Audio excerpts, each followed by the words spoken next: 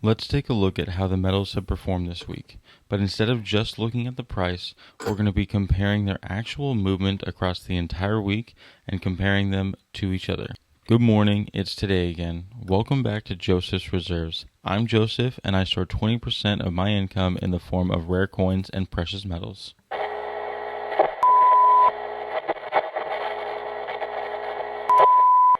Congratulations to John Moderzajewski for getting to my comment section first in the last video. Thank you for the support and the quick comment. Y'all go find John down below to start a conversation. Let's go ahead and simply take a look at the numbers before starting this conversation. This week, gold is up 1.41% after a 1.8% decline the week prior. Silver is down an additional 8.5% after already falling 17.6%. Platinum is also down 3.6% following a 21.3% decline the week before, and palladium is actually up 0.89% after falling 16.7% last week, and copper is down 1.33% after a gain last week of 0.68%. So last week, everything closed down except for a small gain in copper, and this week, silver and platinum continue that downward momentum, while gold and palladium move back up, and copper seems to be moving opposite of it all. Gold nearly had a full bounce back, but let's take a closer look. Gold's defining trait is restraint. It tends not to panic, and it tends not to chase. When markets become volatile, gold often becomes quieter, not louder. That's not weakness, that's its function. Gold exists primarily as a monetary metal, so it responds to confidence in currency, liquidity conditions, and long-term trust. Because of that, gold doesn't usually move in emotional bursts, it moves in phases. When gold falls modestly and then stabilizes, it often suggests that fear hasn't become systemic. The market is uncomfortable but not broken. This week's movement fits that pattern perfectly. Gold did not collapse, gold did not surge, gold simply held its ground. For long-term holders, this matters the most. Gold's job in a stack is not excitement, it's stability. It's there to reduce volatility, not create it. If gold feels boring right now, that's often a sign that it's doing exactly what it's supposed to do. Now, silver is different. Silver doesn't just respond to uncertainty, it magnifies it. That's why silver exists in two worlds at once. It's both a monetary metal and an industrial input. When markets worry about growth, silver feels it. When markets worry about currency, silver also feels that. And when markets become emotional, silver reacts first and the hardest. Sharp declines in silver are uncomfortable, but they are not abnormal. Silver tends to overshoot on the way down just as aggressively as it overshoots on the way up. What's important is not the drop itself, but what happens after. Silver often enters a period of hesitation following steep corrections, sideways movements, false starts, lack of confidence, and then often, suddenly, repricing. If you stack silver, volatility isn't a surprise, it's just part of the deal. Planning for it matters more than reacting to it. Then we have platinum. Platinum is often misunderstood because people expect it to act like gold or silver, but it doesn't. Platinum is not primarily a monetary metal. It's an industrial metal that occasionally becomes monetary when conditions line up. That distinction matters.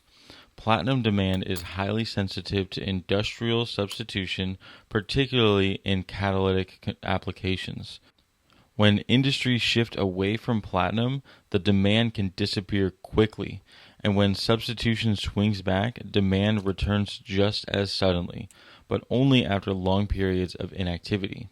This gives platinum a reputation for being dead right up until it isn't. Platinum markets also tend to be thinner, which just means that there are fewer participants that lead to less liquidity. In those environments, price discovery can be erratic and recoveries are rarely smooth.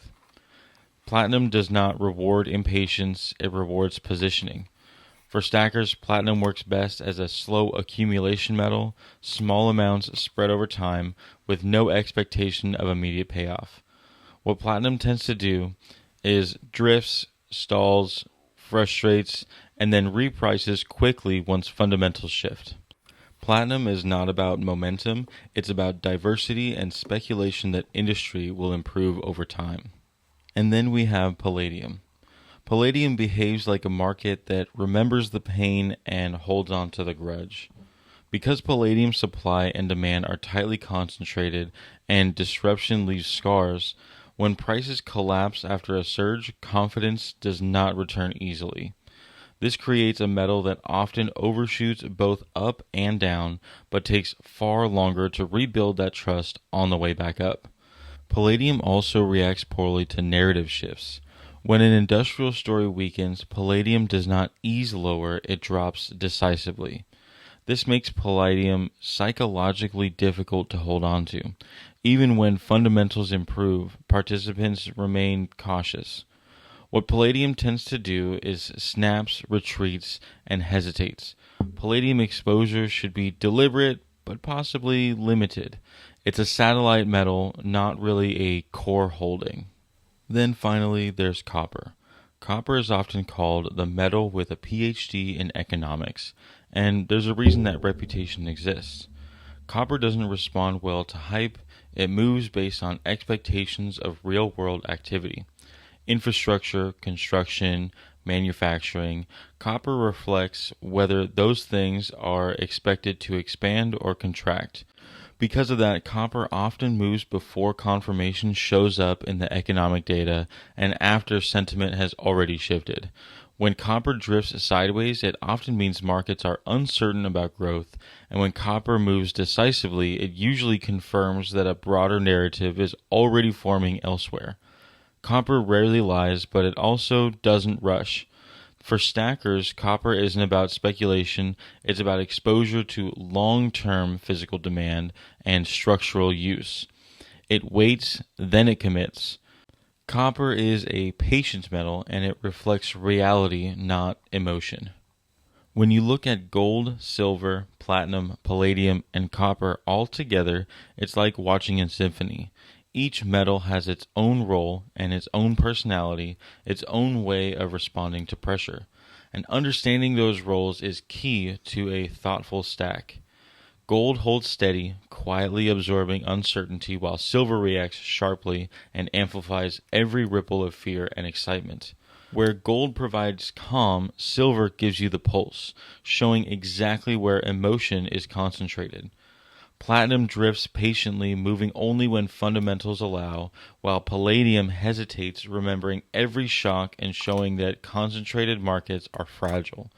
Copper, meanwhile, moves with reality, reflecting actual economic activity and underpins everything else. The slow movement of gold keeps your stack anchored. Silver reminds you that volatility is normal. Platinum builds opportunity for the future, palladium signals tactical opportunities, and copper shows what's really happening in the world. Silver will always overshoot, and gold stays grounded, showing that systemic fear hasn't arrived yet. When platinum stalls and palladium retreats sharply, it reminds you that not all metals react the same way, and timing matters quite a lot. Copper confirms the broader trend, giving context to every movement in the monetary metals. Stacking is about combining all of these behaviors: gold for stability, silver for opportunity, platinum for diversity, palladium for tactical plays, and copper for perspective. Taken together, they create a balanced system all in one portfolio. Watching their behavior over time teaches you more about any headline or any daily gain ever could, giving you the insight into market psychology, industrial demand, and monetary trust. A stack built around those roles is resilient.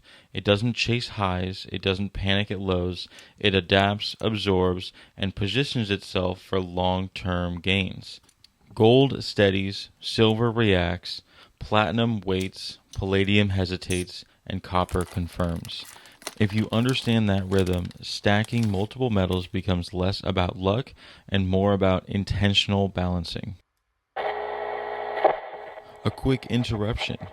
You can now write me at Joseph's Reserves, 10160 Highway 242, Suite 800, number 401 in Conroe, Texas, zip code 77385. Make sure to include your information so I can write you back. If you like this video, please give it a thumbs up. Go down in the comment section for any comments or questions. Please subscribe and share the video, but most of all, thank you so much for watching. And just remember, every ounce adds up, so no matter how small, just keep stacking.